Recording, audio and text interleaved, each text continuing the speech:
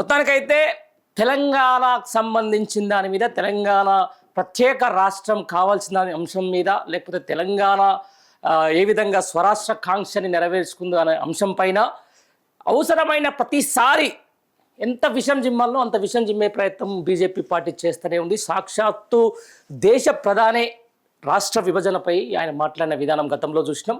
ఏదైతే నిన్న తేజస్వి సంబంధించిన ఎవరైతే బీజేపీ ఎంపీ ఆయన మాట్లాడిన విధానం చూస్తే మాత్రం పాకిస్తాన్ ఇండియాను బ్రిటిష్ విడగొట్టిన దానికంటే అత్యంత క్రూరంగా ఈరోజు తెలంగాణ రాష్ట్రాన్ని విడగొట్టారని చెప్పేసి ఆయన పార్లమెంటు సాక్షిగా మాట్లాడిన ఏదైతే వాక్యాలు ఉన్నాయో దాని మీద దుమారం అయితే లేస్తున్నటువంటి పరిస్థితి. నిజంగా ఈరోజు ఒక్క తెలంగాణ సంబంధించిన ఆకాంక్ష నెరవేర్చడం కోసం నీళ్లు, నిధులు, నియామకాలు, ఆ తర్వాత అస్తిత్వ పోరాటం, ఆత్మగౌరవం, ఆ తర్వాత స్వరాష్ట్ర కాంక్ష, ఇన్ని విధానాల నేపథ్యంలో తెలంగాణ రాష్ట్రం మనం సాధించుకున్నాం.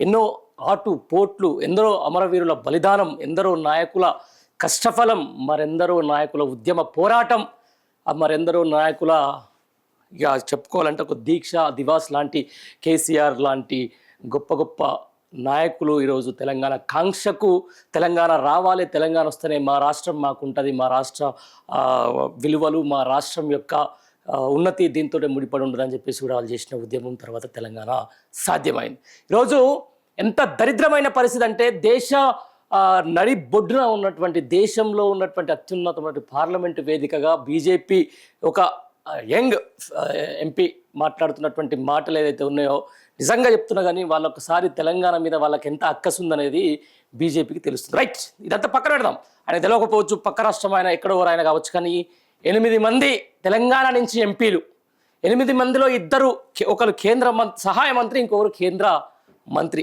అంత పెద్ద వర్డ్స్ మాట్లాడుతుంటే కనీసం ఒక్క మాట మాట్లాడకపోవడం, నిజంగా కాంగ్రెస్ పార్టీని అంతగానం విమర్శలు చేస్తుంటే కాంగ్రెస్ పార్టీలో ఉన్నటువంటి ఎంపీలు కూడా కనీసం దాని మీద గట్టి స్పందన ఇవ్వకపోవడం మనం చూసినాం. రైట్, ఏదేమైనా కూడా తెలంగాణ ప్రయోజనాలే ఇంపార్టెంట్, రాజకీయాలు ఇవన్నీ ఉంటాయి, ఆ తర్వాత అధికారాలు అనేది ఉంటాయి, తర్వాత రేపు పోతాయి. కానీ తెలంగాణ మీదకి ఎవరైనా వస్తే ఎట్లా, ఏ విధంగా టీట్ ఫర్ టాట్ లెక్క ఏమంటారు చెంప దెబ్బ కొట్టినట్టు ఎట్లా సమాధానం చెప్పాలనో ఈరోజు ఈ రెండు పార్టీలు, ఇటు బీజేపీలో ఉన్నటువంటి 8 మంది ఎంపీలు, కాంగ్రెస్లో ఉన్నటువంటి 8 మంది ఎంపీలు పూర్తిగా విఫలమైనారని చెప్పుకోవచ్చు. కానీ ఈ వ్యాఖ్యల మీద ఎవరైతే తమిళనాడుకు సంబంధించినటువంటి ఒక సీనియర్ ఎంపీ ఇచ్చినటువంటి సమాధానాలకు ఈరోజు నిజంగా ఎంత కక్షతోటి కూడుకున్నటువంటి వ్యవహారం ఈ తెలంగాణ మీద, ఇక్కడ ఉన్నటువంటి ఎంపీలు ఎంత లాలుచితనం చేస్తూ ఉన్నారు, ఇక్కడ ఉన్నటువంటి బీజేపీ నుంచి గెలిచి ప్రజల నుంచి ఓట్లు వేసుకొని తెలంగాణ ప్రజల ఓట్లతోటి ఈరోజు గెలిచినటువంటి బీజేపీ ఎంపీలు కూడా దాని మీద